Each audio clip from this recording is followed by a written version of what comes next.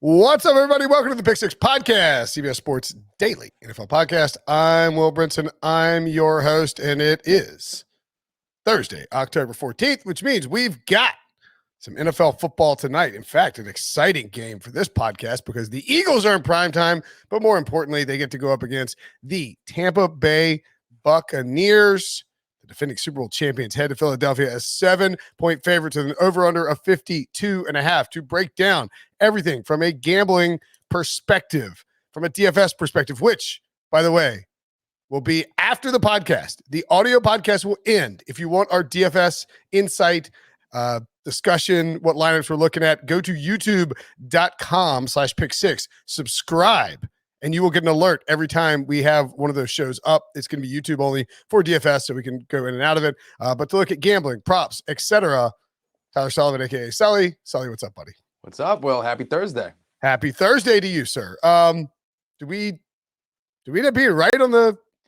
We were doing well. I had a few of our lineups set up in DraftKings. We were doing all right for ourselves. Were you flirting with some big cash? And it's always the weird one. It's always the weird one. So when you guys tune into the DFS portion, you could almost mute us until we get to the weird stuff, where it's just like, yep, this is, we don't know if this is going to happen. We're going to just throw it against the wall, and it sticks. Because I had Jonathan Taylor as the captain, and boy, oh boy, was that fun. Yeah, I had let's see, I'm trying to see which one. I mean, not that we want to recap all the DFS stuff. That would be, we'll recap the DFS stuff when we start the DFS portion of the program. Instead, let's dive in and talk about this matchup.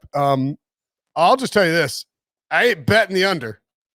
I don't know if I should bet the over, but I'm not betting the under.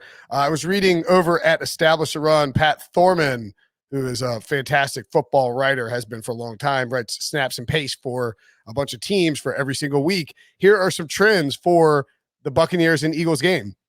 Tampa is the 9th fastest situation neutral pace in the NFL, meaning, within like 7 points of, the games within 7 points. What are they doing? Tampa likes to pass, or they like to run quick, right? And they even had their slowest game against Miami. Bucs games produce the most plays in the NFL, 131 per pop on average, and the second most points per game in the NFL, 57.5 on average. Opponents are passing at a 76% rate against the Bucs defense. That is, we say that the Bucs are a pass funnel. That is an insane number. Crazy. The Cowboys are second at 65%. Opponents are passing at a 76% rate. That's wild, man. The Eagles already passed at the 7th highest clip in the NFL anyway, and now they're going to go up against the number 1 pass funnel in the NFL.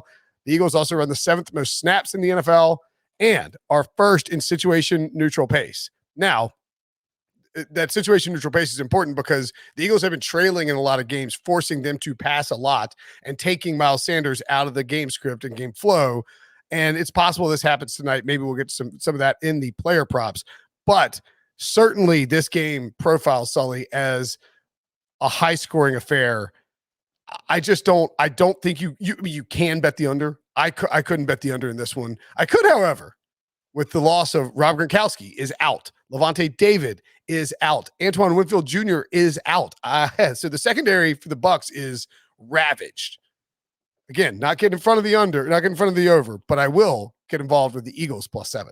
Yeah, I'm right there with you. I am leaning towards the over as well. You talked about it. The Buccaneers have the most yards per play, plays in the entire NFL there. But you look at both the Buccaneers and the Philadelphia Eagles, both those offenses are inside the top 10 in yards per play this season, right around like 6.3, 6.1 yards per play this season. Both of these offenses can move the ball. And even if you look at it from a standpoint of, well, we don't know what Philadelphia is going to look like. Their defense was great in week 5. They, forced 3 interceptions off of Sam Darnold. They held them down. They were able to come back and win that game. They looked really strong.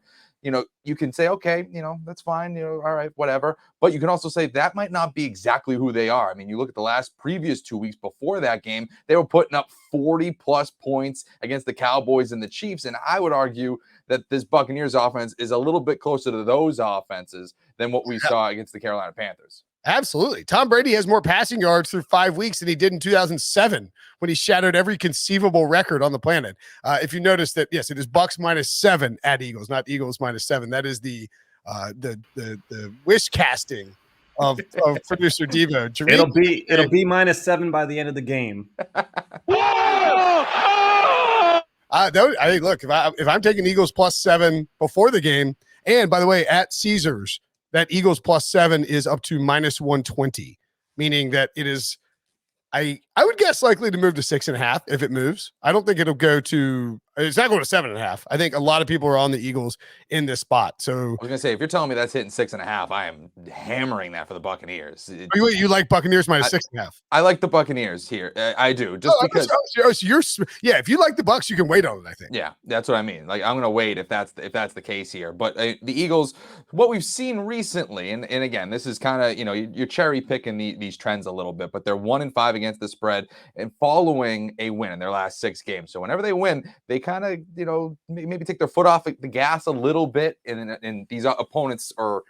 Maybe the betting public kind of jumps on them a little too much and things get a little too excited. Again, it's a huge market, Philadelphia. So maybe that's what kind of shifts the line a little bit. But ultimately, again, they don't have the greatest track record against the spread following a win. It's interesting because Philly should have covered against the Chiefs. They lost by 12, but the game was a lot closer than that. And there was a fluky, crazy Tyreek Hill, the third touchdown catch that ended up with the Chiefs covering. And they probably shouldn't have covered or won against the Panthers. The Panthers beat them for 55 minutes, and then there was like a block. I don't know what happened. The Panthers. Jalen Hurts has rushed for touchdowns. Yeah, he was helping my fantasy team. That's all I cared about. I looked up and I was like, hey, all right, here we go. Well, and Jalen Hurts is, I believe, through 5 weeks is 5 for 5 in terms of top 10 fantasy quarterback performances. Even though he's not necessarily flashing as he didn't look like Tom Brady or Aaron Rodgers in terms of his passing ability. He's piling up so much on the ground that it just makes him a viable fantasy option every single week. And he'll probably end up being a top, he's certainly going to end the season as a QB1 barring injury. He had 2 rushing touchdowns last week, completed less than 60% of his passes, no passing touchdowns, less than 200 passing yards. No, 1 passing interception. It doesn't matter when you're running for 30 yards and 2 touchdowns. I mean, that's just the reality of it. Yeah, and again, going back to what I was saying about both of these offenses and really the Philadelphia defense, we don't know exactly what they are, but if we're looking at it the over, if they are something that we saw what was it, week 4 or week 3 and week 4. I mean, it's not going to take much for this Philadelphia offense to help kick us the rest of the way. If the Buccaneers, who we just saw last week, able to put up 40+ points. Again, I'm not predicting that they're going to do that, but again, they have the capability to do that. And this defense that they're going up against has a history of allowing teams to completely go off. So again, I don't know if it's going to be, Buccaneers +7, or, they're going to cover this -7 if they're really going to get over there. To me, what I like the most tonight is the over on this, just because you can get there in so many different ways. You can get there from both of these offenses going off against one another, or it could just be a complete dominating effort by, let's just say, either the Philadelphia Eagles because of this Buccaneers secondary not being particularly well, or the Eagles revert back to what we saw the previous 2 weeks other than week 5, and it's just another Tom Brady 5 touchdown performance. Also of note for injury purposes, Lane Johnson, I believe, is out for personal reasons again. He's out for a personal matter. He's missed 2 weeks in a row. They are not even addressing it, what it is, and that's okay. It's a personal matter. Take care of yourself. Take care of your head, take care of your family, whatever you got to do, Lane. Dallas Goedert also seems very unlikely to play. I believe he tested positive for COVID. He is vaccinated, so that means he needs 2 negative tests 24 hours apart. He was placed on the COVID list on Tuesday evening, so he would have to get a negative test on Wednesday and a negative test on Thursday, and also exhibit no COVID symptoms for 48 consecutive hours. This is the reality of 2021 and really the last 2 years. Maybe more importantly, not more importantly. More importantly is Dallas Goedert's health and that he gets back. But for our purposes, for betting and for DFS and for props, you need to keep an eye on whether Dallas Goedert ends up playing. When he's ruled out as of Thursday, it'll probably be, if he doesn't pass a test on Wednesday, it won't matter. Right. The best case scenario for us again, from the betting standpoint, the DFS standpoint, it's almost if he like fails the test on Wednesday, so then you know for certain, rather than him, passing it on Wednesday and then failing it on Thursday, and then all of a sudden you're scrambling. At least you would have some sort of an idea going into Thursday. I would guess that so just to pull back the curtain, we record this on Wednesday afternoons.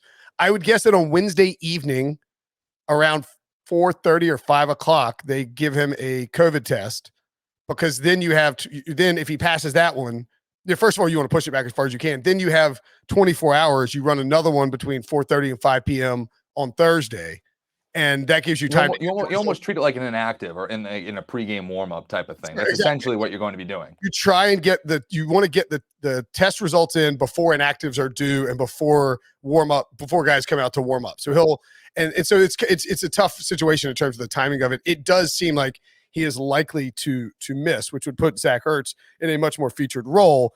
All of the other so it was Andre Dillard, Landon Dickerson, Jason Kelsey, Jack Driscoll, and Jordan Mailata were the offensive linemen for the Eagles. They are all good to go. So Philly should have its full non-Lane Johnson complement of guys that they had against Carolina.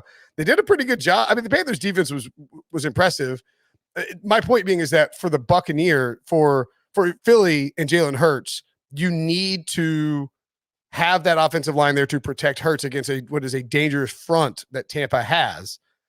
Without Levante David, they'll still have Devin White, of course.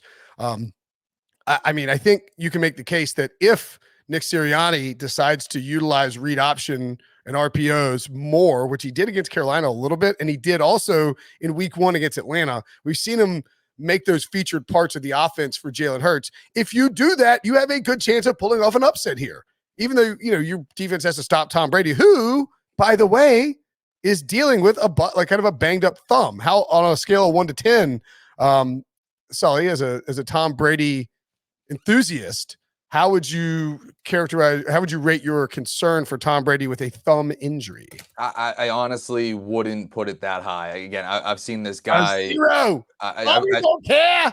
Yeah, I've seen. I'll just say like a 1.2 just to really tie it all together. I'm not really that concerned about it, just because I've seen this guy for 20 years up close in New England play through a lot of things. And again, it's a little bit different this time because he's actually talking about it, which is crazy. This is just, I think, the Tampa version of Tom Brady. But when he was in New England, didn't really talk about it too much. But again, you remember that AFC Championship game against the Jacksonville Jaguars. We didn't even know if he was going to play in that game because he sliced up his hand so bad against, I think it was against Rex Burkhead or something, hitting Rex Burkhead's helmet. And, you see later on, that thing was gashed. It was disgusting. I can't imagine that whatever this thumb injury is anything close to that game. And he still played well towards the tail end. So to me, I'm not overly concerned. Okay. It's at least on my radar. Oh, for sure. I mean, it's something that maybe more on my radar for, and of course, let's get to the prop. Oh yeah, we'll take a break because it's on my radar. It's not on my radar necessarily for the Bucs. Because I think the only way that Tom Brady's throwing less because of his thumb is if the Bucs have a big lead. So maybe that's important for backdoor purposes for Philly, where I don't think they'll put in Blaine Gabbert or Kyle Trask in the third quarter or anything, but I think they'd be willing to maybe be more aggressive in how they use Leonard Fournette, maybe Ronald Jones. I don't know, who knows how they use that rushing attack to try and win the game. All right, let's take a break. And when we come back, props, gambling, props. Okay, so the one that stood out to me for props immediately, Sully, Tom Brady and his passing yards. And I don't know if it stood out to you too. I'm not. Yes, it did. We both agree. Tom Brady over passing yards, 298.5 on Caesars. That number should be in the 300s. Easy. I mean, he's gone over that number 3 out of the 5 times he's played this season. You're going up against a defense that has shown that they can, again, put the deep ball up. We were just talking before the break here. Is there a little bit concern for that thumb injury? I guess, maybe that limits him a little bit, but I think more than anything, that would limit his total pass attempts than it would his actual passing yard total. We've seen guys this year really not throw for, that many times and put up a chunk of yards. So it's not like he has to do this by dropping back 50 times in a game. He can do this not relatively easy, but he can do this, chunk plays and things of that nature. So to me, yeah, I'm right there with you. I love this, especially when it's under 300 yards. I mean, come on now. Yeah, this was an official. Brinson looks down in the middle of the podcast to get his bet in, and actually get a bet in on a prop because he's worried that it'll keep moving up. And I have 301.5 juiced 125 to the over, and I don't care. I'll take it up to like 305. Really, it should be like 335. I mean, you can't make it 335. Yeah, you can't make it that way, but I know what you mean. But I mean, it does feel like that could be this is a situation where I would not be surprised at anything under 305.5. I think I would take the over on Tom Brady passing yards. Looking around at the market, so for whatever reason, this local thing I got, the props area is like sharper, I guess. I don't know, but I see 297.5 out there as well. So that's a good number right there for Tom Brady at 297.5. It's one where honestly, maybe we should tweet it out from the Pick Six Pod account, or I'll tweet it out and note that it's a good prop to take now, because I would guess that climbs at William Hill or at Caesars, excuse me, and other places above 300 by kickoff tomorrow, unless there's some serious news about Tom Brady's hand. He's there. Well, I actually think it's going to be the opposite, Will. I think, if we start to hear positive news where it's like full practice, no worries, no concern, he's good to go, that's what's really going to shoot this thing up, I think. Oh, yeah, for sure. Oh, yeah. And yeah, exactly. Yeah. No, you're right. If it's like, and I think Wednesday he was listed as full practice. Yeah. With a thumb injury. And right thumb is concerning, but Tom Brady will be all right. Okay. He's going to stretch the thumb out, get Alex Guerrero to do some little thumb stretches. And then he'll just dip it in some guac before the game, Rub it in some guac, like hand mash some guac for Giselle before he heads over to the stadium. I guess it's in Philadelphia, so that wouldn't be the case, but you get the point. What else do you like in the prop market, Sully? Well, right now, again, like we're saying, you got to obviously monitor this a little bit to see what happens with Dallas Goedert. But Zach Ertz, 41.5 receiving yards. I mean, I just love the over on that, because you're talking about somebody who's already somewhat of a piece in the offense. He's gone over this number 2 of his last 3 games, and you're only going to see more in a game that we expect to be a lot of passing and a high scoring affair. I mean, this is one where Zach Ertz, again, is he the Zach Ertz of old and someone that we've grown to love, and Debo probably has a tattoo of him somewhere, then probably not. He hasn't been that guy. Unnecessary. I like it. But he's just a guy that, again, they're going to feature him in this offense, I think, especially if Goddard's not playing. And that's, again, just someone where I think that number is a little too low. I think it's kind of sitting where we don't know what's going to happen with Goddard. And honestly, maybe you hit it now if you just feel confident in him. Well, I don't know if you can see it, Sully, but it is actually up to 44.5. Well, see, there we go. I had it at 41. Come on. And no, I agree. I had it 43.5. Like we said a minute differently. It all depends on. Yeah, that is a big jump, isn't it? It all depends on what happens with. But that's basically my point. Like, a lot of people are jumping on this. They're probably feeling like, hey, listen, this is a really tight window that Goddard needs to fit to be able to play. Let me get in on this now before once he's officially out, this thing's going to skyrocket. So again, one to really just keep an eye on it. And again, if you start to see it like it's climbing now, maybe you jump on before it gets out of whack too much. Yeah, I don't know that this is going to go. I mean, I don't think it's going to go up to. I don't see this going up past 46.5, more than likely. Like that would be if you told me that Zach Ertz had 50 receiving yards against the Bucs, I would be impressed. But I mean, look, it's entirely possible with no Dallas Goedert out there. Ertz has been a favorite. Jalen Hurts is not afraid to target tight ends, right? We see a lot of targets on tight ends. I would actually bet there's a little bit of buyback on this under, so maybe you could be cautious and wait and see if it dips back down. I mean, it sounds crazy, but there's a massive difference between 41.5 and 44.5. You're talking like 8% in terms of your window there. And just the way that these props work, man, especially when you're taking overs, we've seen it. We got torched on it, 2 weeks ago, or was it the Chargers game that we got smoked on it? I believe Raiders game where Raiders, it felt like it was about to pop out and go to an over game. And it's just, you have to be a little bit careful on some of those. But I agree with you. I had that listed as one of mine as well. I also listed, along with Ertz. I like, Mike Evans. We can go to Buccaneers over under. Mike Evans over 67.5 receiving yards. And I like Chris Godwin over 66.5 receiving yards. Again, you and I tend to, maybe a little more donkey-ish, but that's fine. We tend to lean towards these over. I mean, we just lean towards the overs. A lot of smarter prop bettors will tell you that you should bet unders more frequently, and that's fine. I actually don't even mind that parlay there. In fact, leave that parlay up. You can see it on the screen at youtube.com. Don't bet that parlay, because if you go to and you're betting on Caesars, they have an odds boost of Mike Evans and Chris Godwin over 63.5 yards each at 3.5 to 1. If you bet their normal one, you get 66.5 over, and it's only two plus 265. So very nice little bet there if you want to get in on an odds boost. A 3-to-1 parlay on Godwin and Mike Evans going over those numbers. I mean, it doesn't have to happen, obviously, but I think there's a pretty good chance that the Buccaneers will be playing fast, that they'll be passing, that they'll be pushing it downfield. And Darius Slay's been really good. I don't know that he's going to lock down Mike Evans, who's playing awesome football the last couple of weeks. Yeah. I'm right there with you. Again, we're talking about it with Brady, and we're talking about it in the game overall, that this is going to be a pretty pass-heavy game that we predict, and we're saying Brady's going to go over, so obviously we got to look at some of these receivers here.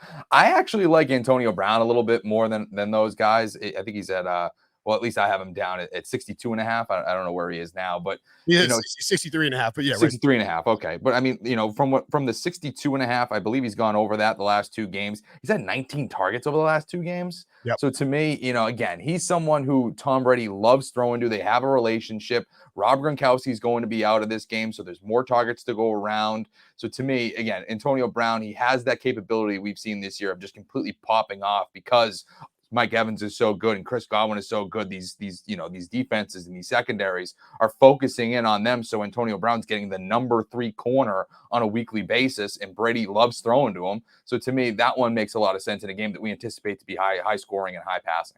Yeah, just to point out too, with Mike Evans, last 4 games, 9.8 targets per game, which is that's a lot of volume for Mike Evans, especially compared to last year. 6.5 receptions per game, 92.3 yards per game over 4 games against Atlanta. Terrible defense.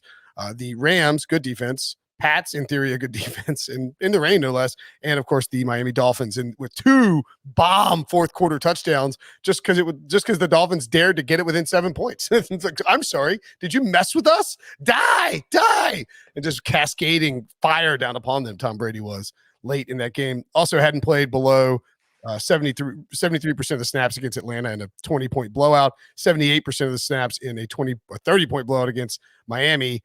And, if it's a close game at all, Mike Evans will be getting fed. And you just can't, like, with the way the Bucs operate when you take these overs, you have to assume that they're going to pass regardless of game script, which is what they've shown us. Yeah. Bruce Arians has always been that aggressive style. Yeah, and Tom Brady, his intended air yards this year and last year is way up over his final 2 years in New England. They don't think they have the next gen stats before that, but you get the point. I like those overs. I will also dabble on the Tom Brady over rushing yards, 1.5. Yeah, just needs a sneak where he pushes forward for 2 yards. Easy. And while we're here, Tom Brady anytime touchdown, 8.5 to 1. It's pretty good. I like it. Give me a pass interference. I'm trying to think. I don't feel like they've snuck him as much in Tampa Bay. No, I feel like they did a little bit more last year than they did. I just remember him doing it in New Orleans week 1 and just, him just really, being demonstrative in that game.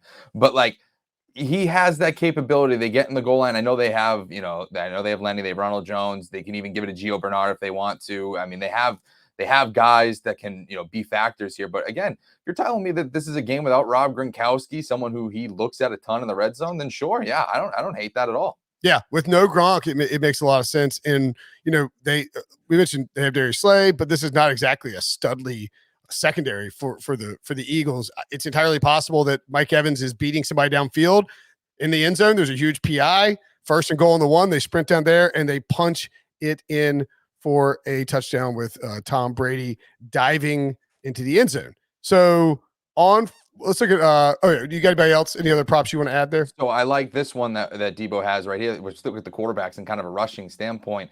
Jalen Hurts rushing attempts. I see that it's down to 7.5 now.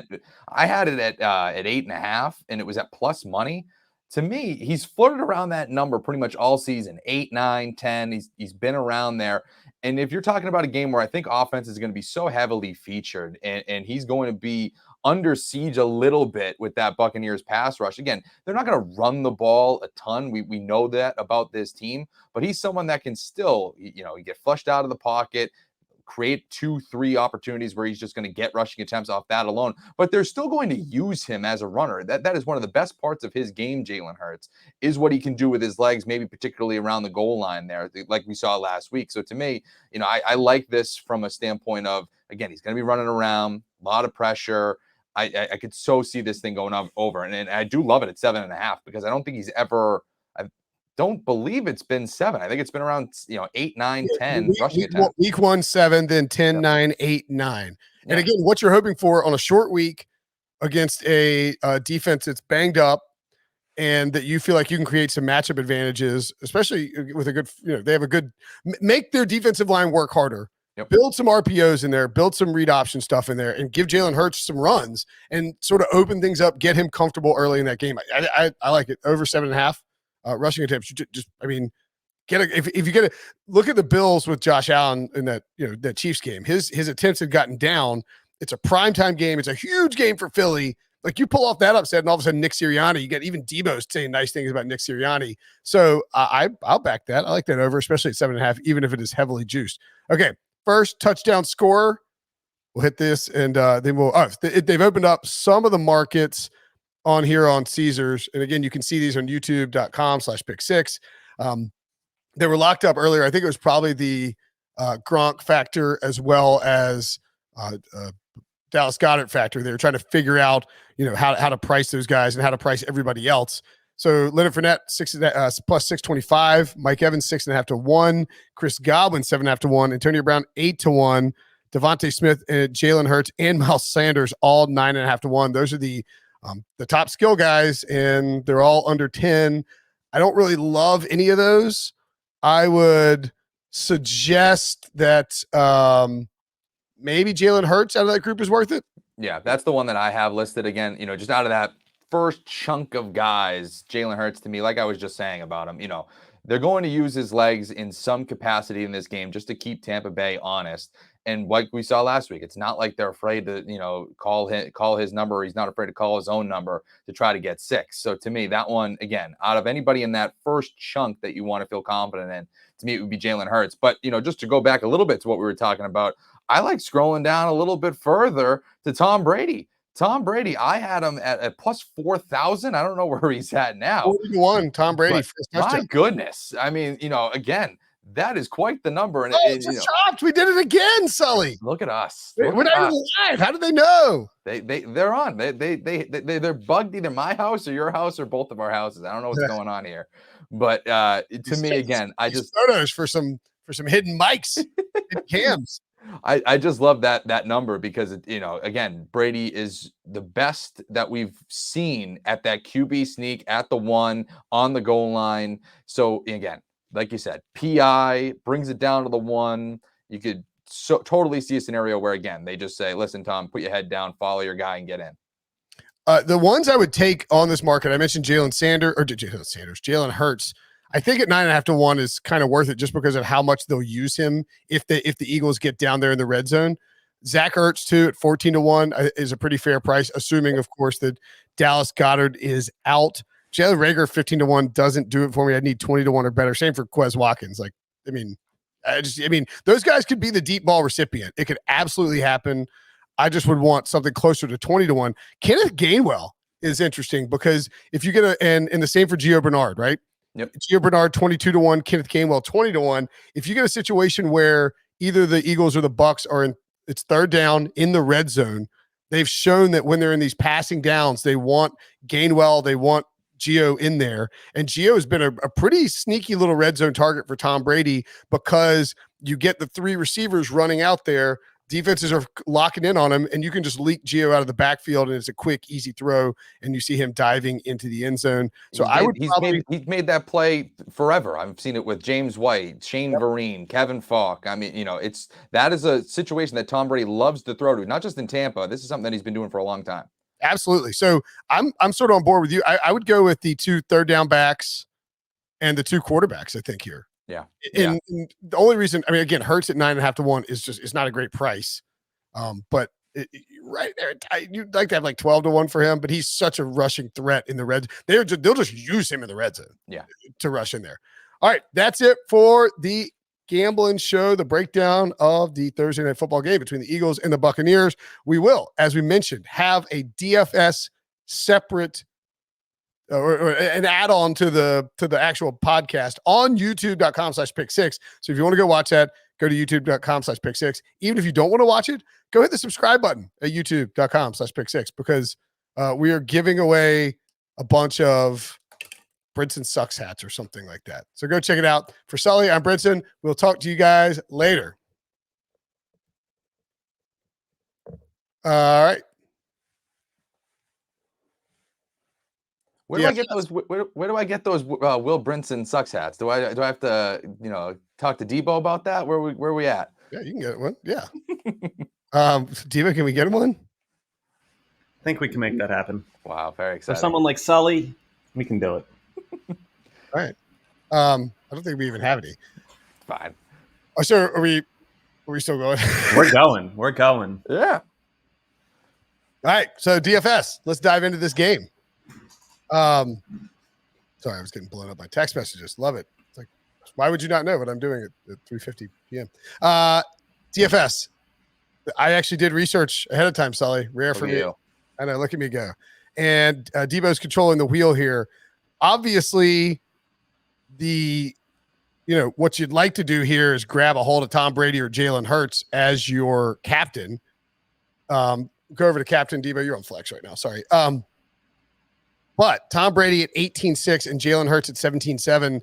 Even Mike Evans 15.3, Chris Godwin 14.1, and Devontae Smith 13.2. If you get any of those guys as your captain, you're going to be boxed out of loading up on all of the key skill position guys. Like you can't, if you want to have Brady, Hurts, Evans, Godwin, or Brown, you have to go a little bit cheaper for your captain spot. But that doesn't mean you can't produce a great lineup with Hurts or Brady as your captain. What's your initial lean here, Sully? So I'll tell you this, just because we're talking about Hurts being your captain or Brady. I like Hurts out of the quarterbacks because you can still kind of get yourself into the top tier kind of receiving options here. You're in under my lineup that I have. You're going with Jalen Hurts as your captain, but you're fading Brady. You're pretty much going away from putting Brady in your lineup. You're going with Antonio Brown, Mike Evans, and OJ Howard as another option there at 1,400. Because again, Rob Gronkowski's not going to be playing, someone who I think might have decent value. And you can still turn that around and put in Zach Ertz, who's again another cheap option with Dallas Goedert out. And you can go with Devonta Smith, and you can still have him in there. And that's I think a pretty well-rounded, maybe a little chalky lineup. Again, I don't know how chalky it's going to be with Brady not in there, but I do like it. Yeah. All right, let's try and plug one in and go with Hurts. I actually had one I did with Hurts a little while ago. Yeah. All right, so run it through again. So you get Hurts. So you got Hurts, Antonio Brown. Okay. Try to keep it relatively with the same prices. Mike Evans. Then you scroll down to Devonta Smith is there. Okay. And then you have Ertz and Howard.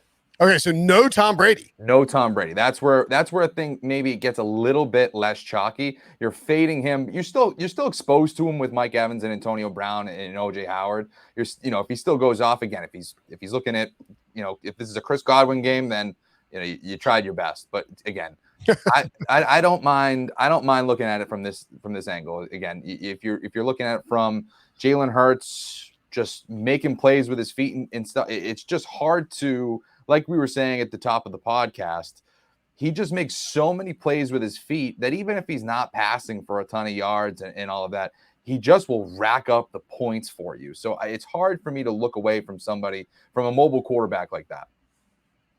Yeah, I had I'm trying to find the lineup that I had. Did I write one down and send it in with Hurts as the captain? Yeah, I did. I did Hurts, Ertz. Sounds ridiculous. Hurts, Gainwell. I think I did the same thing you did. Smith, Brown, Godwin, right? So no Tom Brady. You get Devontae Smith in there. You get Gainwell in there. I didn't put Gainwell in there, but yeah. Okay. It's Yeah. Similar sort of setup is. Yeah. And this is, I mean, like the only thing. I mean, so when you look at the game script for this game, we talk about this every week. You have to figure out what you think the game script's going to be and build it out of that. The only thing about this game in particular could just be a shootout both ways, and you're sort of hoping to hit the right spots, as opposed to a situation where there is a very clear, so in other words, let's say the Eagles get up 14-0 in the first quarter. Now that would be shocking. And you would have, you have to think that, some of the passing game from Philadelphia will be involved. So we have Jalen Hurts as the captain to account for that. Ertz, because we don't think there's a Dallas Goedert there. And Devontae Smith, because he is a monster who looks like against a bad secondary that he could absolutely explode this week. Gainwell is in there because he's cheaper than Miles Sanders. But in a perfect world, I think you'd want to have Miles Sanders, except you just really can't run against Tampa Bay. Yeah. So even if the Eagles have a lead, because the Eagles defense is not elite and is not going to be able to shut down Tom Brady when he starts throwing bombs over the top, I don't know that you necessarily want to go with Miles Sanders at that price. So for me, Miles Sanders even at 6,600 is just not necessarily worth an investment there. I think you could find some better values. So I like the idea of having this sort of Eagles come out hot. They're going to keep using Gainwell more and more because he's been very effective in the passing game. And then the Bucs answer back with Brown and Godwin. And so that's sort of the game flow for that particular script. Now, one I looked at, and we can clear that if we want, Debo. Tom Brady, let's see. Ertz is the captain. I mean, I know that, we like the over for his yards, right? Yeah. So it's $4,800 for the captain spot. He will probably be popular in terms of his ownership and roster rate based on the fact that there's no Dallas Goedert, we think right now. If Goddard comes back, scrap this whole idea. But he's not going to be highly captained, I don't think, in a game with Tom Brady, Jalen Hurts, all those skill position guys. So you can differentiate yourself a little bit there. And you can also get Brady, Hurts, 2 stud receivers of your choosing, and then somebody like a Kenneth Gainwell in there as well. And so with this sort of lineup, it's kind of anticipating that the Bucs could score with Mike Evans and Antonio Brown, and then Hurts is going to be forced to toss the ball around a bunch to Gainwell and Ertz, who feel like very much we're in comeback mode type of weapons where you're dumping it off and you're hitting your tight end over the middle, etc. Yeah, I don't hate that at all. I like the strategy of Ertz in the captain spot from the sense of, again, highly rostered because, like I was saying earlier, he's so cheap. He's going to have an opportunity, but I don't know how many people are going to throw him that captain spot. Like you said, I don't know. He'll be highly rostered. I don't think it'll be many at all. But it will not be particularly high. But again, this is the kind of weirdness that we've kind of been looking at this year, where it's like, oh, we don't know really how it's going to go. But that is somewhat of a contrarian play. But you're still hitting all the major pieces there. So I know I do like that, and you're exposed to both quarterbacks, which is always a good thing. Yeah, and look, I think you need to have some kind of exposure to. I want exposure to both the passing games here. And so I don't think there's going to be many cases where I don't have I'm just going to have a significant exposure to both of the passing games. Now, if you want to go contrarian, we can look at that too. I put together, let's see, what did I say? This is one. I mean, look, Miles Sanders as your captain. I just said how much I don't like Miles Sanders. He's $9,900. He is not going to, the captain rate for him is going to be below 5%, I would guess, at that price, because look around him. Chris Godwin, cheaper than Miles Sanders at $9,400. Go back to that captain area real quick. Sorry, Debo. I just want to point out that. So you have, right. Clear this guy's out. Thanks. So you have for Sanders at $9,900. Instead, you could just You could get up to Lenny Fournette at 11.7, Antonio Brown 12.3. I realize there's a big differences, but below him are.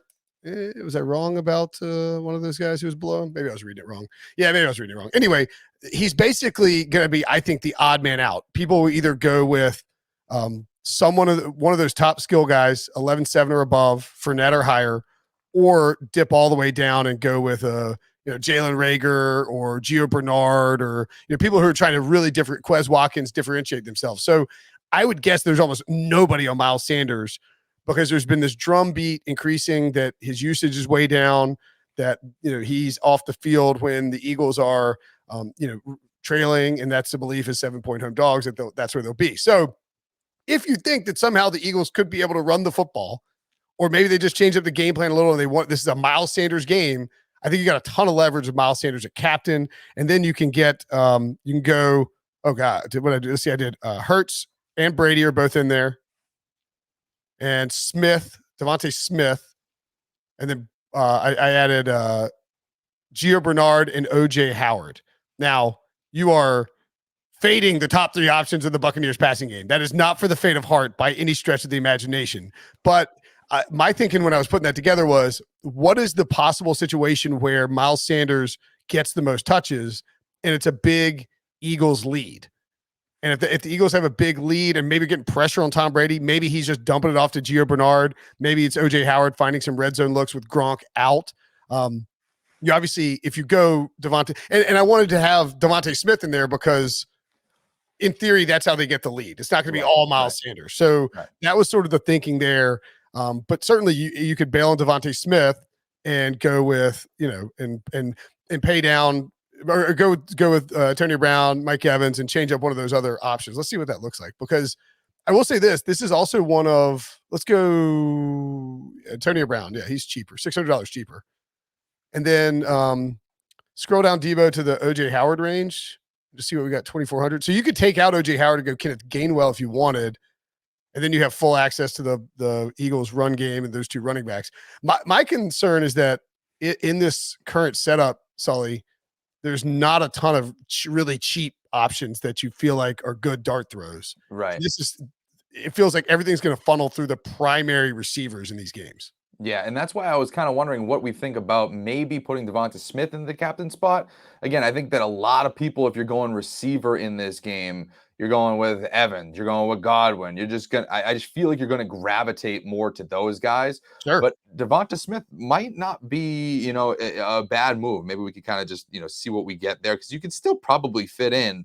Again, it's still expensive. It's 13.2. So it's not like it's not like you're going down the barrel a little bit, but you could still possibly, I don't know, you could probably go, let's see, Devonta Smith as your captain.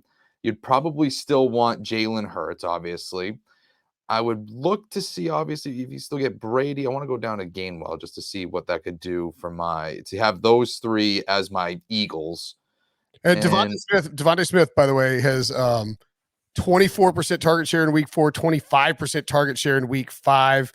Saw massive air yard numbers. This is via PFF, and ran routes on, 92 and 96% of the dropbacks for the Eagles. So this is a guy that is poised to have a huge game, and this could be it.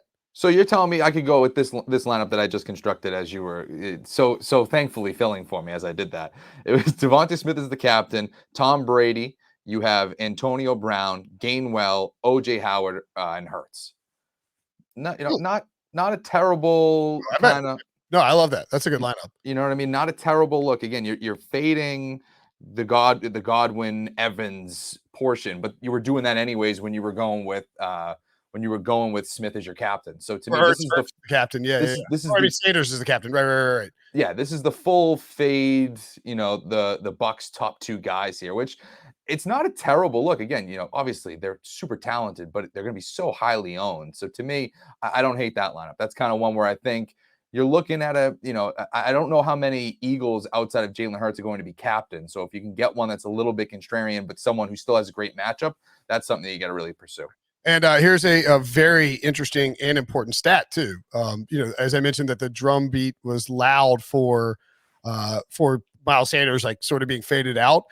Dwayne McFarland of PFF notes in his utilization report, last week, a season high 75% of the snaps for Miles Sanders, and he took over 40% of the snaps from Kenneth Gainwell in the 2-minute offense after Gainwell had 100% of those in week 4. He also, his targets jumped up to 16% from 8 and 7% the previous 2 weeks. So if, like Sanders didn't put up big numbers against the Panthers or anything like that, but if it's possible that maybe the Gainwell thing was a bit more of the blip in week 4, and that they are going to lean on Sanders in this spot. Just worth noting when we're looking at those two guys. But I agree, Smith is a perfectly fine and a great captain option, especially because I think so. Click on the captain spot again, Debo, just to look at the prices. So if you look up top there, right? I mean, Evans 15.3, Godwin 14.1. And to exit out Brown, I just want to see how much he is. Brown is, you got to click on the captain again. DraftKings is annoying like that. Brown is 12.3, right? And Smith is 13.2. You are playing to a degree, your roulette to an extent by trying to pick which Tampa Bay receiver is going to go off in your captain spot. And like last week, if you had gone Chris Godwin in the Bucs game and then used and didn't have one of Evans or Brown, you didn't win anything. So, but if I feel very confident that Smith is going to see the majority of the usage, majority of the targets, and there's just nobody back there on the Buccaneers defense to slow him down if they can scheme him open. And this guy makes catches. He looks like a bona fide stud. So I like the idea of Smith as the captain. Yeah, no, I just think that's one where, again, like I was saying, you're going a little bit away from it. You're not exposing yourself, like you said, to that. Is it a Godwin week? Is it an Evans week? Is it Antonio Brown week? Is it a Gio Bernard somehow getting all these? You're still playing that game as you construct the lineup a little bit. Obviously, you can have multiple lineups during these games more often than not. But to me, Smith gives you a little bit of it's a little contrarian. Again, I'm not saying it's the craziest thing, but again, you're getting a number one receiver going up against a poor defense that's injured. I mean, come on now, that one makes a lot of sense heading into this game, where I think a lot of people are going to be looking at the quarterbacks. Let's do one more lineup before we get out of here. Sure. Let's see here. So, Jalen, if you don't mind, Diva, another Smith one. Do you leave him out? You can leave him there, or you just click Smith again. So let's go Smith, Antonio Brown, Mike Evans, Jalen Hurts, and Quez Watkins, who's 46, excuse me. Although you could even go, all right, Debo, you're listening. What do you think between Quez and Jalen Reagor in terms of when you've been watching these games? Quez got 9% of the targets last week, Reagor 16. But Quez's number of routes was up to 76, and Reagor's was down to 83. And it feels like some belly aching and general distaste for Reagor out there right now. Yeah, it's still the Justin Jefferson memories, but I think Quez has that slightly bigger big play capability and upside. Had a big play late in the game off a beautiful throw, probably Hurts' his best throw of last week. Went to Quez. I think he has that big play ability versus this Bucs secondary. So I like Quez. I think he could have a nice night. Okay, and he's trending in 6, 17, 9% of targets. That's a good share. Reagor had 2% in week 4, which is and that was against the Chiefs. That makes you wonder, in a shootout like this where you're looking to get vertical, and we saw Quez up to 17, is he ripping away some of that early season target share that Jalen Reagor owned? If that's the case, you go Quez, and then I plugged in OJ Howard because I don't want anything to do with Ronald Jones. Ronald Jones is almost 100% going to score a damn touchdown in this game. Right? I was just going to say, because we want 100% and nothing to do with him, he's 100% scoring a touchdown. I mean, people are talking about Ronald Jones is just flat out droppable at this point. I mean, I was going to say that for season long too, just really quick, because we were talking about Miles Sanders. Like, if you are someone who's very confident in the captaincy spot and you're looking at those numbers from the previous week in terms of usage, make a trade for him now. Try to see if you can acquire him before this game. And even if you're not starting him, whatever you want to do. But if he goes off and he actually lives up and he's the millie maker as a captain, you're not going to be able to trade for him. You know, the owner's going to be like, finally, I can start using Miles Sanders the way I want to. Well, yeah, and the schedule gets easier, but the Miles Sanders owner might not have a very good record and might be willing to dump him off. I'm going to try trade for Miles Sanders after we get done with this podcast, but I'm in the worst possible spot with a team that's 3-2. I know this is DFS talk, but just I have coming up this week I have Clyde Edwards-Helaire injured, Kyle Pitts, Alvin Kamara, Deebo Samuel, Calvin Ridley, all in the bye. It is yes. I tried to do that one year just to be like, let me just draft guys. Let me just draft guys that are all in the same buy. I deal with it once and I move on. It's never fun. It's never fun. I was like, well, if I'm 4-1 now or 5-0, I'm like thrilled. But I made a mistake in my lineup last week, and now I'm 3-2 and staring down 3-3. And I basically have to start. I'm gonna have to start either Kyle Pitts at tight end or Clyde Edwards-Helaire at running back because of just how the rosters. And I have Michael Thomas too, which. Like I have him in most of my leagues, just waiting. Yeah, very frustrating. On the Ronald Jones thing, by the way, he's seen the last 3 weeks 16, 17, and 14% of the snaps. Just a disaster. 45% of the rushing attempts in week 3, down to 21 and 21 in the past 2 weeks. And Gio Bernard's numbers up across the board. He missed, of course, week 4, but it really looks like. And Leonard Fournette saw most of the 2 minutes. It looks like this coaching staff is just phasing out Ronald Jones. So it's hard to take a flyer on him with anything just because he's not being used. And when he's in there, he fumbles and it drives Bruce Arians nuts. So that's why I would go with the OJ Howard thing, especially with OJ Howard saw, see what do you see? 36% of the routes last week. I think he got used more in the red zone than Cameron Braid, or maybe anyway. Point being, I like OJ Howard this week as maybe a flyer to even score a touchdown, and not a bad addition at that price. Good value pick for DFS. All right, we went even longer than normal, but that's okay because we're only on YouTube. Subscribe, rate, and review for the podcast. Subscribe to YouTube. Follow Sully at Tyler Sully on Twitter, and we'll talk to you on Monday, buddy.